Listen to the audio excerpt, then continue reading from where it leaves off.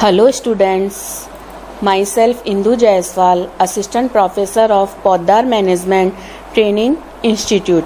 Today I will teach about Principles of Teaching, शिक्षण के सिद्धांत। शिक्षण के स्वरूप की व्याख्या करने पर शिक्षण प्रक्रिया को सफल बनाने के लिए शिक्षण प्रक्रिया के दौरान एक शिक्षक को कुछ आधारों का अनुगमन करना होता है। इन्हीं आधारों और मान्यताओं को शिक्षण के सिद्धांत कहा जाता है। ये सिद्धांत मुख्य रूप से दो रूपों में देखे जा सकते हैं। पहला है शिक्षण के सामान्य सिद्धांत और दूसरा है शिक्षण के मनोवैज्ञानिक सिद्धांत। शिक्षण के सामान्य सिद्धांत शिक्षा और शिक्षण विज्ञान के क्षेत्र में की जाने वाली नई खोजों के परिणाम स्वरूप कुछ सामान्य सिद्धांतों को विकसित किया गया है। इनमें से कुछ प्रमुख सिद्धांत हैं जो हम यहाँ बताने जा रहे हैं। पहला है उचित नियंत्रण और अनुकूल वातावरण का सिद्धांत। किसी भी शिक्षण प्रक्रिया में उचित वातावरण, उचित प्रबंधन और शिक्षण अधिगम परिस्थितियों पर नियंत्रण का बहुत ही योगदान होता है। अन्य वातावरण संबंधी तत्व जैसे बैठने की उचित व्यवस्था, कमरों में रोशनदान और प्रकाश की व्यवस्था, कक्षा अंतःक्रिया, समूह गतिविधियां और अनुशासन अधिगम प्रक्रिया पर बहुत अधिक प्रभाव डालते हैं। दूसरा है दूसरे विषयों से संबंधों का सिद्धांत। शिक्षण प्रक्रिया में विषयों को अलग अलग नहीं समझना चाहिए। आपस में सभी विषयों का एक दूसरे से संबंध स्थापित किया जाना चाहिए। विषयों में संबंधित स्थापित करने के सिद्धांत का पूरी तरह पालन करना चाहिए। जैसे इतिहास का ज्ञान भूगोल को पढ़ाने के लिए हस्तांतरित किया जा सकता है, गणित का ज्ञान विज्ञान सीखने के लिए काम में लिया जा सकता है। तीसरा है प्रभावशाली व्यू रचना और अनुदेशनात्मक सामग्री का सिद्धांत। हम जानते हैं कि कोई भी उत्पादन किसी न किसी प्रक्रिया का परिणाम होता है। इस प्रक्रिया की सफलता व्यू रचना, युक्तियों और साधनों के उचित चुनाव और प्रयोग पर ही निर्भर करती हैं। शिक्षण की सफलता भी शिक्षण की प्रभावशाली व्यू रचनाओं, साधनों और सामग्री पर निर्भर होती है। एक अध्यापक द्वारा किसी विद्यार्थियों को किसी विषय विशेष या उप विषय के शिक्षण में जो साधन और सामग्री उचित सिद्ध होती है, जरूरी नहीं कि वही साधन और सामग्री दूसरी परिस्थिति में भी सहायक हो। इसलिए किसी भी विषय के शिक्षण में सफलता प्राप्त करने के लिए यह जरूरी है कि विद्यार्थी की योग्यता को ध्यान में रखते हुए बहुत ही सावधानी के साथ किसी उचित व्यू रचना या अनुदेशन सामग्री का चयन किया जाए।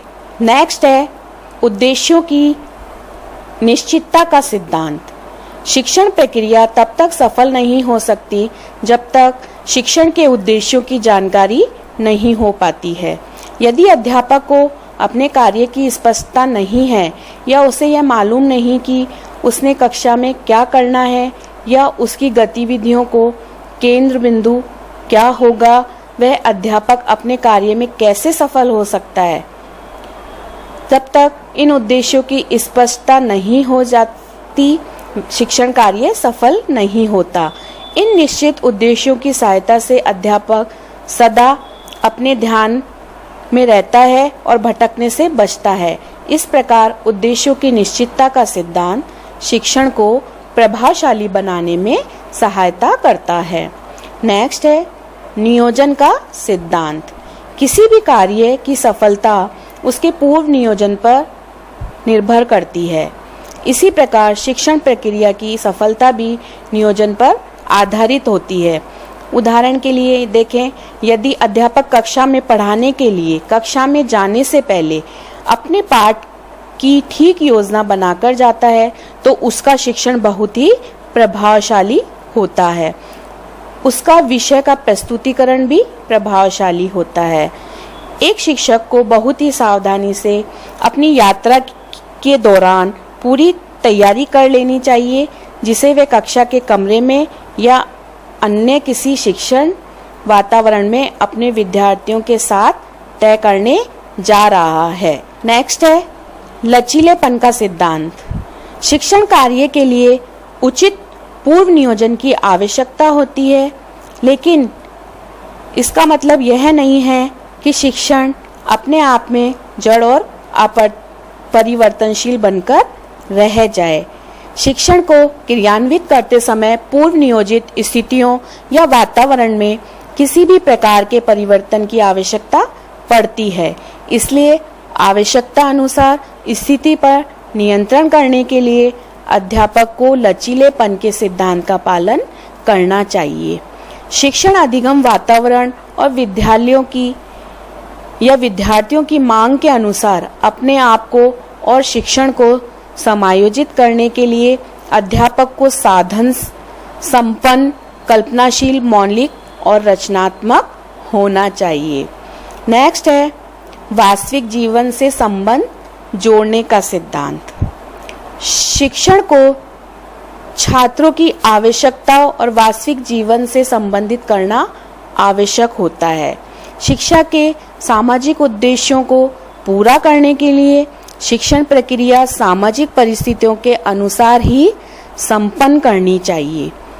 इसलिए छात्र को शिक्षण के माध्यम से जो कुछ भी सिखाया जाए वह वास्तविक जीवन से अलग या दूर नहीं होना चाहिए और शिक्षा का क्षेत्र कक्षा या स्कूल तक ही सीमित न होकर वास्तविक जीवन के विभिन्न पहलुओं का स्पर्श करे, तभी अधिगम प्रभावशाली बनता है। अगला है व्यक्तिगत विभिन्नता का सिद्धांत। हम जानते हैं कि सभी विद्यार्थी एक समान नहीं होते, उनमें अनेक प्रकार की विभिन्नताएं होती हैं जिन्हें हम व्यक्तिगत विभिन्नताएं कहते हैं। ये विभिन्नताएं बुद्धि, रुचियां, क्षमताएं आदि हो सकती हैं। अच्छी शिक्षण प्रक्रिया वही होती है जिसमें बच्चों की व्यक्तिगत विभिन्नताओं को ध्यान में रखा जाता है और उन विभिन्नताओं के आधार पर ही शिक्षण विधियों का चयन किया जाता है। नेक्स्ट है बाल केंद्रितता का सिद्धांत। शिक्षण का उद्देश्य बालक के व्यवहार में वांछित परिवर्तन लाना है, इसलिए हर अवस्था में शिक्षण प्रक्रिया को बाल केंद्रित बनाया जाना चाहिए। छात्रों की योग्यताओं और आवश्यकताओं को ध्यान में रखकर शिक्षण क्रियाओं का नियोजन करना चाहिए। शिक्षण कार्यों का मूल्यांकन करते समय छात्रों को योग्यताओं और आवश्यकताओं में ध्यान रखना चाहिए। नेक्स्ट है सक्रिय सहयोग का सिद्धांत। शिक्षण एक द्विपक्षीय प्रक्रिया है जो शिक्षक व छात्र दोनों के सामूहिक प्रयास और सक्रिय सहयोग के द्वारा पूर्ण होती है। जिस तरह किसी तार में विद्युत धारा प्रवाहित होने के लिए दो ध्रुवों की आवश्यकता होती है, उसी प्रकार से अध्यापन और अध्ययन प्रक्रिया को चालू रखने के लिए अध्यापक और विद्यार्थी दो ध्रुवों का कार्य करते हैं। इस प्रकार एक अच्छा अध्यापक शिक्षण प्रक्रिया के वांछित और प्रभावशाली परिणामों के लिए हमेशा विद्यार्थियों का सक्रिय सहयोग लेने के लिए प्रयत्नशील रहता है। शिक्षण के उद्देश्यों को प्राप्त करने के लिए शिक्षण कार्य में अपने गंभीर प्रयासों के साथ साथ वह अपने विद्यार्थियों को भी उसमें भाग लेने के लिए उत्साहित करता है। अब हम देखेंगे शिक्षण के मनोवैज्ञानिक सिद्धांत। शिक्षण के मनोवैज्ञानिक सिद्धांत वे सिद्धांत हैं जिनका जन्म ज्यादातर मनोविज्ञान के क्षेत्र में हुए विभिन्न प्रयोगों और सिद्धांतों के फलस्वरूप हुआ है। ये सिद्धांत शिक्षण प्रक्रिया को अधिक प्रभावशाली बनाते हैं, इस कारण इनका महत्व और भी बढ़ जाता है। अब हम देखेंगे कि शिक्षण के मनोवैज्ञानिक सिद्धांत में कौन कौन से सिद्धांत आते हैं। पहला है स्व अधिगम को प्रोत्साहित करने का सिद्धांत। एक शिक्षक को अपने छात्रों के अंदर स्वाध्याय, स्वयं अपने प्रयत्नों द्वारा सीखना, स्वतंत्र रूप से चिंतन करना और कार्य करने की उपयोगी आदतों को विकसित करने का प्रयास करना चाहिए। मुख्य बात यह नहीं है कि उन्हें प्राप्त किया जाए, बल्कि ज्ञान प्राप्त करने के ढंग को सीखना है। इसलिए एक अध्यापक को अपने छात्रों को ज्ञान प्राप्त करने के लिए ठीक ढंग का प्रशिक्षण प्रदान करना चाहिए ताकि वे स्वाध्याय एवं प्रयत्नों से वे सब कुछ अर्जित कर सके जो उनको जीवन में ठीक प्रकार समायोजित होने और समाज में अपना महत्वपूर्ण योगदान देने में सहायक हो सके। दूसरा है पृष्ठ पोषण और पुनर्बलन का सिद्धांत। अधिगम सिद्धांतों ने शिक्षण अधिगम क्रिया में पुनर्बलन और प्रतिपुष्टि के महत्व को पूरी तरह से स्थापित करने का प्रयत्न किया है। कार्य संपादन से जुड़े हुए परिणामों का जल्दी से जल्दी ज्ञान होना किसी भी छात्र को आगे सीखने के लिए प्रोत्साहित करता है। उसी प्रकार से सकारात्मक पुनर्बलन जैसे प्रशंसा करना, पुरस्कार प्रदान करना, प्रमाण पत्र देना और इसी प्रकार के अन्य प्रोत्साहित करने वाले उपायों के परिणाम बहुत महत्वपूर्ण और प्रभावशाली होते हैं।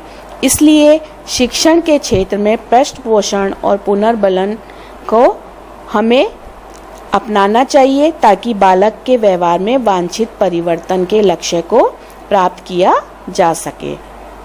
नेक्स्ट है आवृत्ति और अभ्यास का सिद्धांत। शिक्षण अधिगम प्रक्रिया में आवृत्ति और अभ्यास की उपयोगिता को सिद्ध करने के लिए थार्नडाइक महोदय ने प्रयोगात्मक साक्ष्य प्रस्तुत करने का प्रयत्न किया था।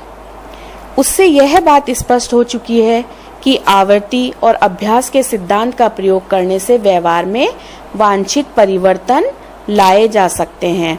जैसा कि कहावत है, करत करत अभ्यास के जड़मति होत सुजान। यह कहावत कुशलताओं, दृष्टिकोणों और रुचियों और ज्ञान की प्राप्ति में सही सिद्ध होती है। जो शिक्षक अपने सिखाए हुए ज्ञान के अभ्यास, आवृत्ति और पुनरावृत्ति का प्रयोग बार बार करते हैं, वो अपने शिक्षण के उद्देश्यों को प्राप्त करने में हमेशा सफलता प्राप्त करते हैं। नेक्स्ट है ज्ञानेंद्रियों को प्रशिक्षित करने का सिद्धांत। सभी ज्ञानेंद्रियों का ठीक विकास प्रभावशाली शिक्षण के लिए और प्रभावशाली अधिगम के लिए उत्तरदायी होता है। सभी ज्ञानेंद्रियों के प्रयोग और उनके प्रशिक्षण देने से शिक्षा के क्षेत्र में अच्छे परिणाम प्राप्त किए जा सकते हैं। इसलिए यह आवश्यक है कि ज्ञानेंद्रियों का ठीक प्रकार से प्रशिक्षण हो, क्योंकि दोषपूर्ण अधिगम से इन इंद्रियों का विकास रुक जाता है। अधिगम के विभिन्न पक्षों जैसे निरीक्षण करना, पहचानना, सामान्यीकरण और ज्ञानेंद्रियों द्वारा ही प्राप्त होता है। अतः हमें इसके प्रशिक्षण का ठीक प्रकार से प्रबंधन करना चाहिए। यदि एक ज्ञानेंद्रिय के स्थान पर कई ज्ञानेंद्रियों जैसे सुनने, देखने, स्वाद चखने, स्पर्श करने और सूंघने आदि से संबंधित सभी ज्ञानेंद्रियों को शिक्षा का आधार बनाया जाए तो पढ़ने पढ़ाने के क्षेत्र में अच्छे से अच्छे परिणाम प्राप्त किए जा सकते हैं। नेक्स्ट है समूह गतिशास्त्र के उपयोग का सिद्धांत। शिक्षण के उद्देश्यों की प्राप्ति में समूह व्यवहार और समूह गतिशास्त्र विशेष भूमिका निभाते हैं। समूह व्यवहार के अंतर्गत कोई भी विद्यार्थी वही सोचता है जैसा कि उसके समूह में शामिल सभी विद्यार्थी करते हैं। एक सफल अध्यापक को अच्छे परिणामों के लिए सदैव ही समूह मनोविज्ञान के उपयोगी सिद्धांतों का पालन करते रहना चाहिए। नेक्स्ट है उपचारात्मक शिक्षण का सिद्धांत। शिक्षण कार्य का उद्देश्य छात्रों के व्यवहार में वांछित परिवर्तन लाना होता है। यह कार्य करना शिक्षक के लिए इतना आसान नहीं होता। इसे पूरा करने में बहुत अधिक कठिनाइयों का सामना करना पड़ता है। अपने शिक्षण के बाद ही शिक्षक को यह अनुभव हो सकता है कि वह अपने शिक्षण उद्देश्यों को ठीक प्रकार से प्राप्त कर पाया है या नहीं।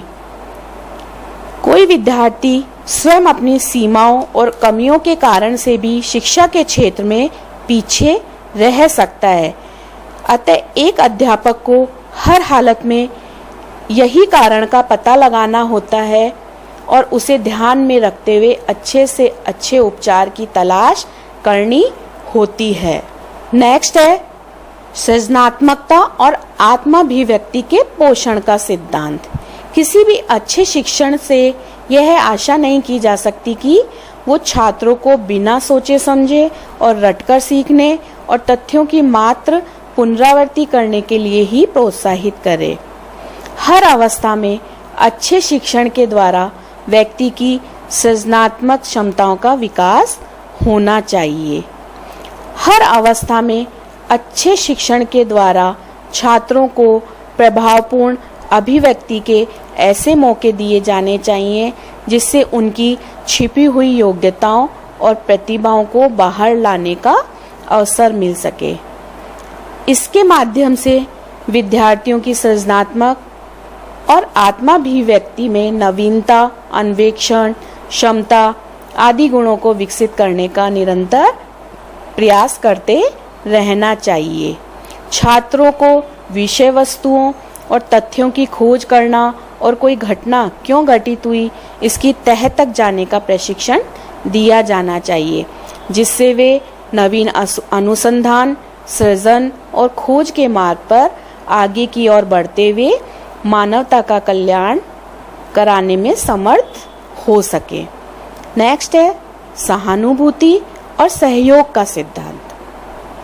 शिक्षक सहानुभूति और सहयोग के सिद्धांत का पालन करके छात्रों में कई प्रकार के मूल्यों का विकास कर सकता है, उनकी कठिनाइयों को दूर करने में सहायक हो सकता है। यानी कि उचित सहानुभूति और सक्रिय सहयोग प्राप्त करके शिक्षक अपने छात्रों को अधिक से अधिक प्रोत्साहित करता है और कुछ सुझाव देता है, जिसके द्वारा कक्षा का सादा वातावरण प्रेरणादायक और सजीव बन जाता है। अंतिम मनोवैज्ञानिक जो सिद्धांत है वह है अभिप्रेरणा और रुचि का सिद्धांत। शिक्षण और अधिगम की प्रक्रिया में अभिप्रेरणा और रुचि ये दोनों बहुत ही महत्वपूर्ण तत्व होते हैं।